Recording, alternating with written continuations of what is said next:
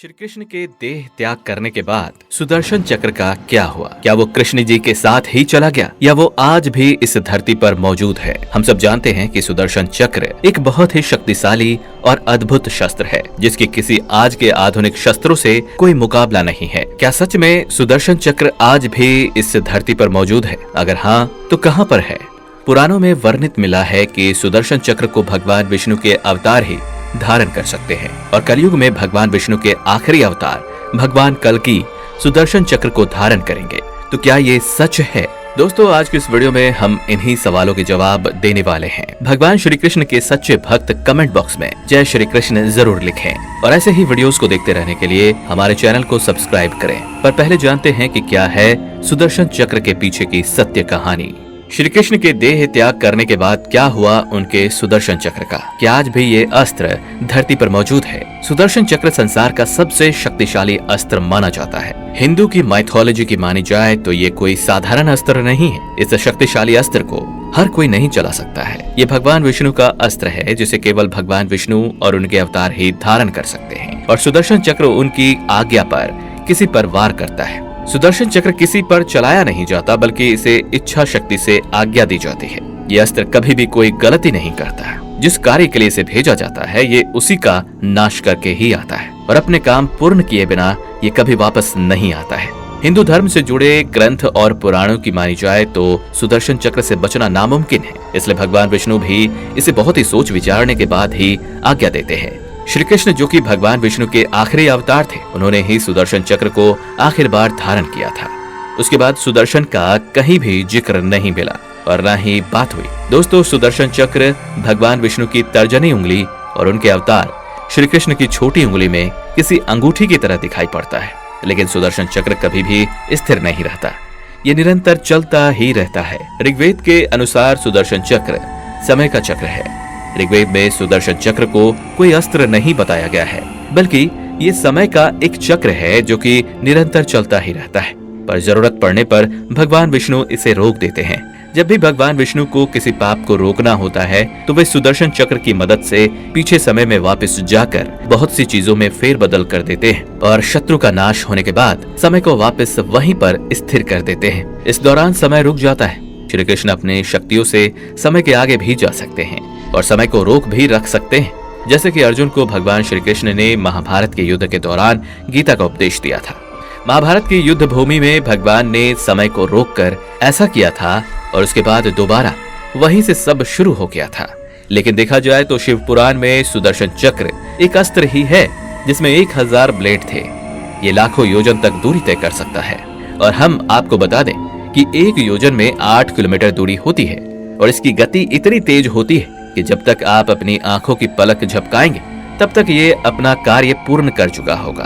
सुदर्शन चक्र के बारे में इतनी विस्तार से वर्णन होना बहुत हैरान करने वाली बात है। दोस्तों, अगर शिव पुराण की मानी जाए तो ये अस्त्र भगवान विष्णु का नहीं था बल्कि भगवान शिव ने भगवान विष्णु को ये अस्त्र वरदान में दिया था।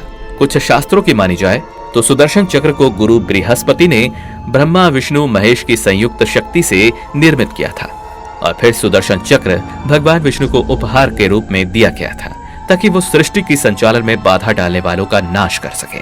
दोस्तों, कुछ विचारधाराओं की मानी जाए तो ये सब कथाएं पूरी तरह से सत्य नहीं लगती क्योंकि भगवान विष्णु की हर कथा में सुदर्शन चक्र को उनसे जुड़ा हुआ पाया गया है।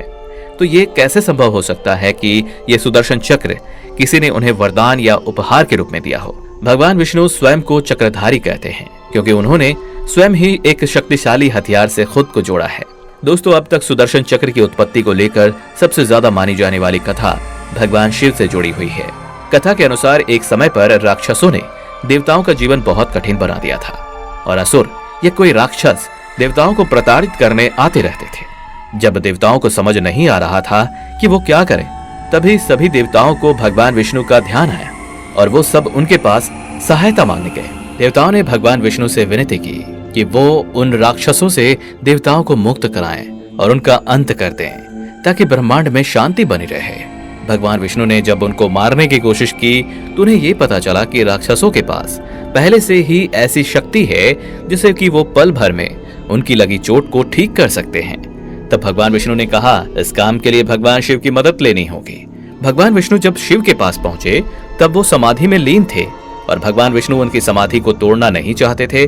तभी उन्होंने शिव की उपासना करनी शुरू कर दी, ये सोचते हुए कि कभी न कभी तो उनकी आवाज भगवान शिव तक तो पहुंचेगी ही। कई सालों तक भगवान विष्णु शिव की उपासना करते रहे। इस दौरान रोज भगवान शिव की पूजा करते हुए विष्णु जी 1000 कमल के फूल भोलेनाथ को अर्पित करते थे। कई वर्षों के बाद जब भगवान शिव समाधि से बाहर आए तो विष्णु की भक्ति को देखकर भगवान शिव बहुत ही प्रसन्न हुए, पर उन्होंने सोचा कि भगवान विष्णु की परीक्षा ली जाए। इस बार भगवान विष्णु 1000 कमल के फूल लाने गए तो भगवान शिव ने उन फूलों के भंडार से एक फूल कम कर दिया। इस परिस्थिति में विष्णु जी क्या करते, क्योंकि उनके 1000 फूलों में एक फूल कम था। तब उन्होंने शिव जी की पूजा में अपनी एक आंख निकालकर अर्पित कर दी।